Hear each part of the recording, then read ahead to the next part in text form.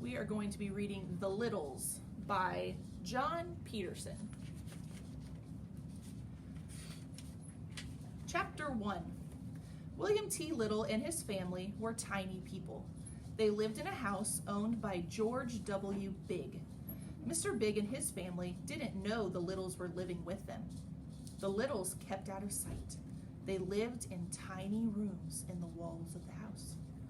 The Littles looked almost like people you see every day, but they were very much smaller. Mr. Little was only 6 inches tall. He was big for a little. The other Littles were even smaller. In one way, the Littles did not look at all like other people. They had tails. The Littles were proud of their tails. They kept them combed and brushed, and sometimes the women curled their tails when they wanted to look especially nice. The Littles took everything they needed from the Bigs. Usually the Bigs didn't even know anything was missing, but once in a while Mrs. Big would say, "Now where did that thing go?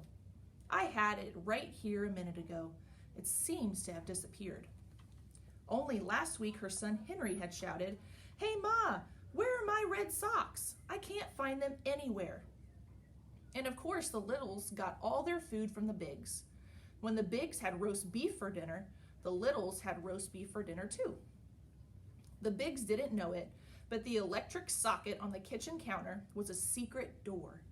As soon as the Big family were busy eating their cake or pie or jello, the Littles would dash through the door.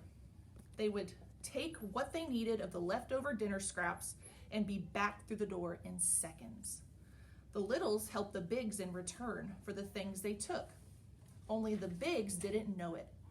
For one thing, the Littles were good at fixing things. They ran back and forth inside the walls, repairing the electric wires whenever they needed it.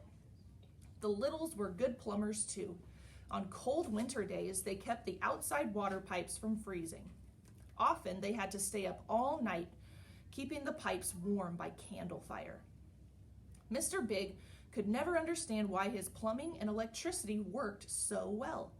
"I can't believe it," he would say.